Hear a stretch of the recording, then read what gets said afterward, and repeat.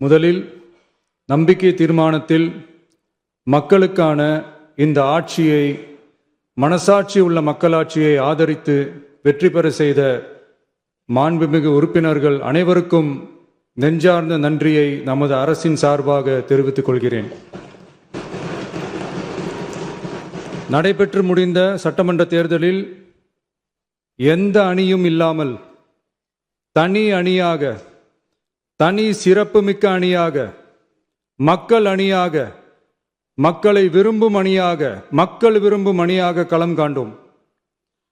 1967 and 1977 தேர்தல்கள் வாயிலாக அமைந்த சாமானியர்களின் அரசை போலவே 2026 சட்டமன்ற தேர்தல் வாயிலாக தமிழக வெற்றிக் கழகமும் சாமானியர்களின் அரசையே அமைக்கும் என்று மக்களிடம் தீர்மானமாக கூறினோம்.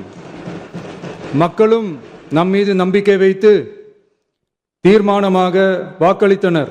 வாகை சூடும் அந்த வரலாறு திரும்பியது.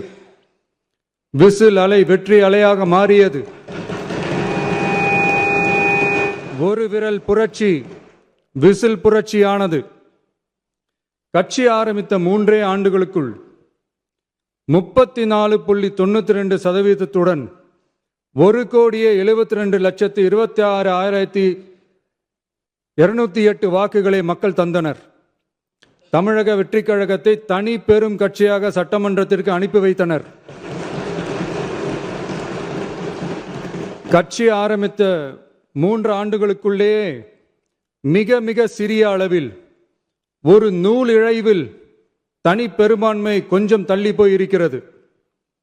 அதனால் இந்த அரசை சிறுபான்மை அரசு போல யாரும் நினைத்தால் அதிலும் எங்களுக்கு மகிழ்ச்சியே. நாங்களே சொல்கிறோம், இது சிறுபான்மை அரசுதான்.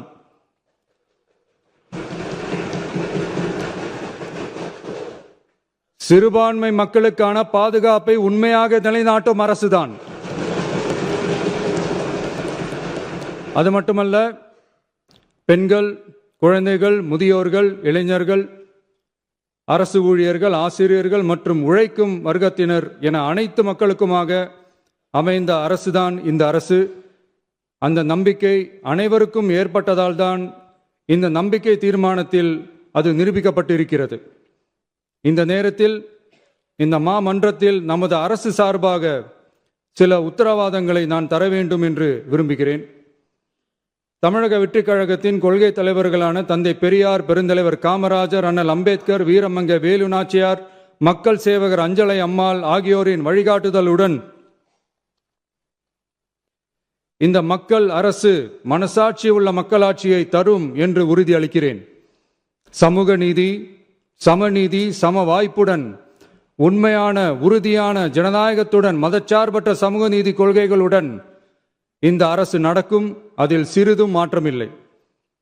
நம்முடைய இந்த ஆழமான நம்பிக்கையை மனதார நம்பி வாக்களித்த அனைத்து இயக்கங்களின் தலைவர்களுக்கும், அந்த இயக்கங்களை சேர்ந்த மாண்புமிகு உறுப்பினர்களுக்கும் மீண்டும் நன்றியை தெரிவித்துக் கொள்கிறேன்.